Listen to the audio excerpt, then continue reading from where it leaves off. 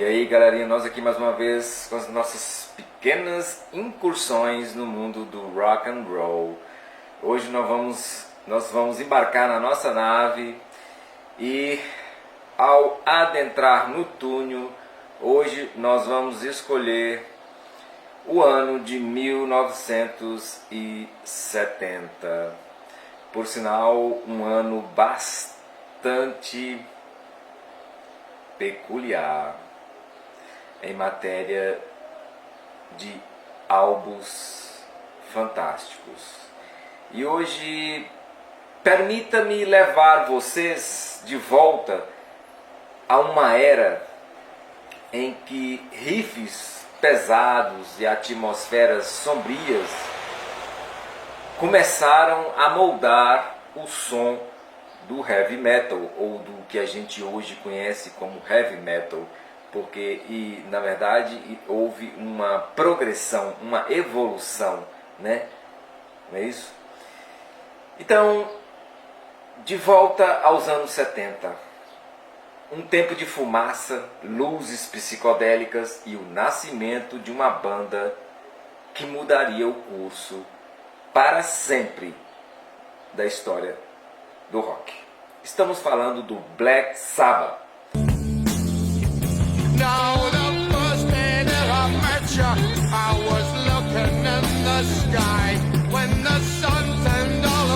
A banda de Tony Iommi, guitarrista, Ozzy Osbourne, vocalista, e por sinal um vocalista com uma voz completamente diferenciada. Eu posso até dizer que a voz de Ozzy Osbourne, ela foi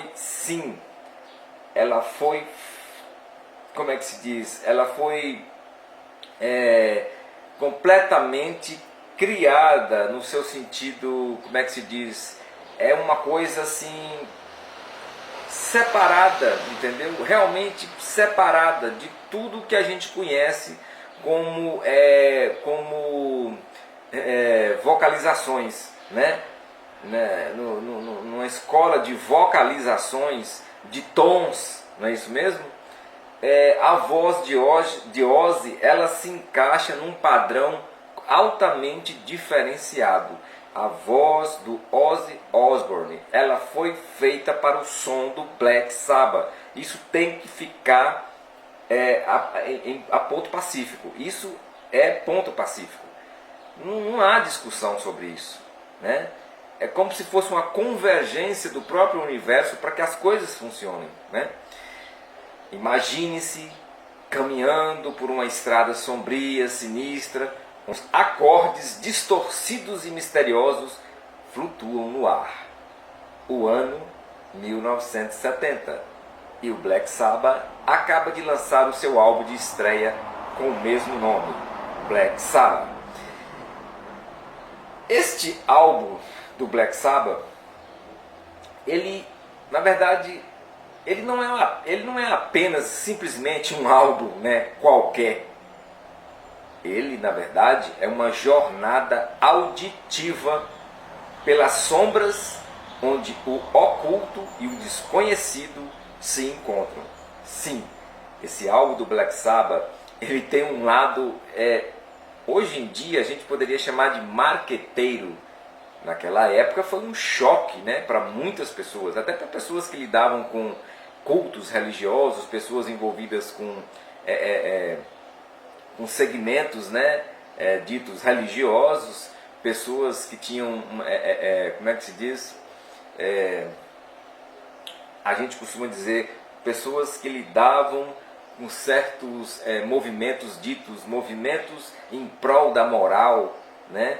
Pessoas que se achavam dono da verdade, que queriam explorar também isso de forma marqueteira e ali arrebanhava fiéis. Então, quando o Black Sabbath lançou esse primeiro álbum com aquela capa onde trazia uma casa velha no fundo e uma mulher com aquela roupa parecendo como se tivesse voltado no tempo por volta de 1700, né?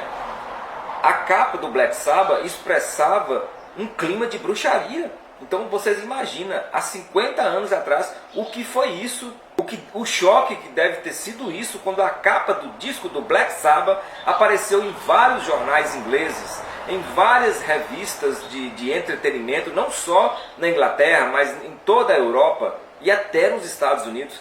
Vocês tentem imaginar o impacto que foi a capa do primeiro álbum do Black Sabbath. Gente, nós estamos falando de uma coisa que aconteceu há 50 anos atrás. Né? Hoje seria simplesmente um marketing. Simplesmente um marketing. Mas naquela época o clima foi bem diferente.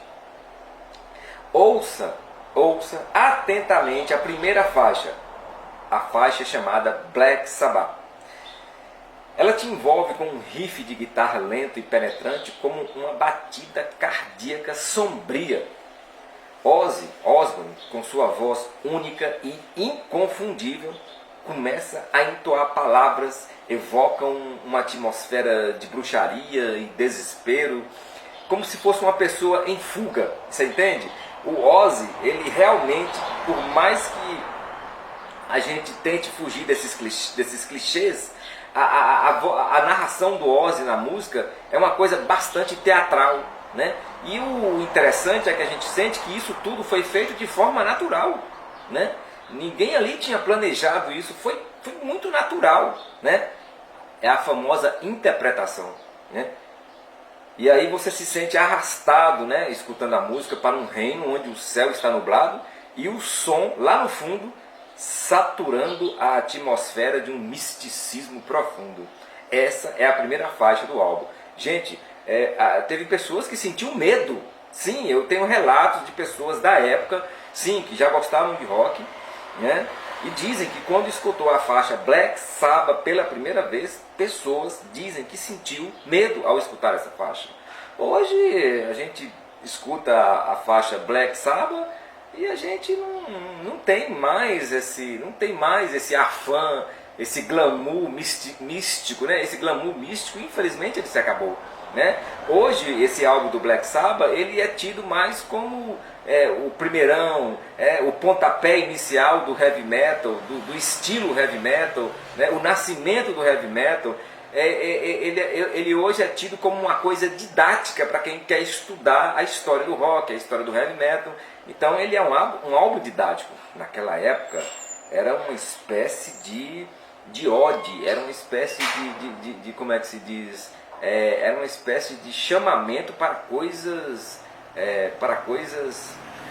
sombrias. Não, o Black Sabbath ele foi altamente criticado na época. Pessoas diziam que eles tinham feito um pacto com o demônio. Na minha opinião sincera, a palavra demônio ela vem do grego, né? Daimo. O que é? Homem com gênio mais elevado. Não tem nada a ver com essa significação de demônio que a gente tem, né? Ou então você pode usar a palavra demônio de forma fetichista, né? Totalmente natural. A gente avança para a segunda faixa, né? Que é a faixa chamada The Wizard, né? O mágico.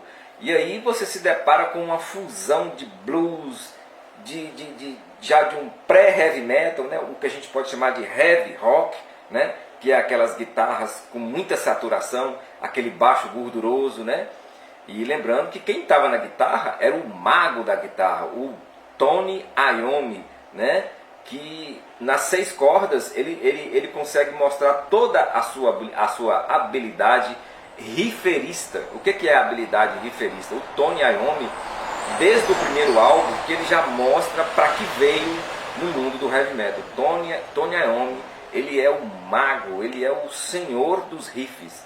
Os riffs mais fantásticos que eu posso dizer de carteirinha que existem no mundo do heavy metal estão ligados a Tony Iommi. A gente tem que lembrar que outros guitarristas que vieram depois pegaram esses mesmos riffs e colocaram ou velocidade ou diminuíram a velocidade para que não fique tão parecido, mas é tudo calcado naquilo que Tony Iommi deixou. Vocês precisam entender isso. Então, a faixa The Wizard, né? A gente já vê de cara toda a habilidade de Tony Iommi com a guitarra e também o que é capaz a voz de Ozzy Osbourne, né? Que é uma voz que a gente pode chamar de voz de um feiticeiro enigmático. A guitarra de Tony Iommi, ao mesmo tempo que ela consegue sorrir, ela consegue chorar, né? É uma coisa fantástica demais, criando uma experiência única e cativante, né?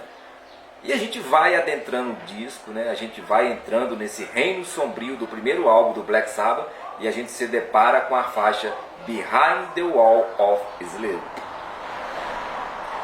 Essa faixa, ela leva você a uma viagem instrumental começando com um zumbido, como se fosse uma vespa seguindo por uma transição de riffs hipnotizantes, claro. De novo, o mago da guitarra, o Tony Iommi, mostrando a que veio, né? E a seção de baixo adiciona um groove profundo, enquanto a música se desenrola como um feitiço tecido cuidadosamente. E aqui é preciso que haja uma ressalva.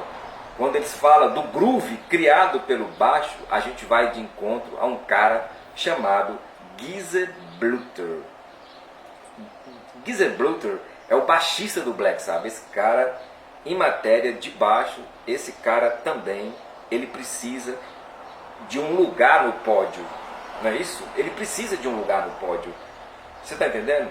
Porque o baixo tocado pelo Geezer Butler é um baixo que a gente pode também dizer que a banda Black Sabbath foi também criadora de uma outra vertente que está ligada ao heavy metal, que é um estilo musical chamado Doom Metal, que seria um metal mais arrastado, né? Um heavy metal não tão veloz, mas mais arrastado, mais lento, mais preguiçoso e com uma atmosfera bastante sombria. É isso? Também o Black Sabbath foi responsável por esse estilo de música, o Doom Metal, que depois, lá no início dos anos 80, começaria a dar o seu pontapé para que bandas seguissem esse estilo. Bandas como Paradise Lost, né? E a gente continua a nossa viagem para dentro desse reino do álbum Black Sabbath, o primeiro álbum do Black Sabbath, lançado em 1970. E à medida que a gente vai progredindo nessa viagem, adentrando o álbum, você se encontra imerso em histórias sombrias, imagens vívidas, e a gente se depara com uma faixa chamada Evil Woman, Mulher do Mal, né? Que traz assim um toque de blues, como se fosse um blues rock, né? Como se fosse um blues rock, já querendo fazer uma mistura, né? Já saindo um pouco do heavy e entrando mais no blues rock, que seria mais ou menos um blues mais pesado, né? Um blues com mais guitarras distorcidas, né? Nem tanto solos, não é isso? Enquanto que a gente vai para a música Sleep Village, que também, já saindo um pouco desse blues rock, a gente cai numa atmosfera mais sonolenta e etérea, como se estivesse boiando no espaço, né? A Sleep Village também é uma música marcante. E, para fechar com chave de ouro o disco de estreia do Black Sabbath, finalmente a gente atinge a música Warning. Warning encerra o álbum com um épico de mais de 10 minutos. A guitarra de Tony Iommi lidera o caminho explorando diferentes texturas e emoções. Você se sente um final da jornada sônica, que a influência que o Black Sabbath deixou nesse primeiro álbum vai tomar conta de milhões de outras bandas que vieram depois. Sim, gente, ao finalizar a audição desse álbum, você entende de onde milhões de bandas tiraram inspirações para os seus riffs, para os seus vocais diferenciados, para os climas sombrios, para os climas etéreos, né? Tudo veio desse álbum. Por mais incrível que pareça, esse primeiro álbum do Black Sabbath, de estreia do Black Sabbath, é uma excursão ao desconhecido, uma viagem pelos recantos mais sombrios da música. Suas músicas transcendem o tempo, continuando a influenciar e inspirar gerações de amantes do metal. Então, da próxima vez que você ouvir aquelas notas inconfundíveis, lembre-se, você está testemunhando o nascimento do heavy metal, o primeiro passo de uma lenda chamada Black Sabbath.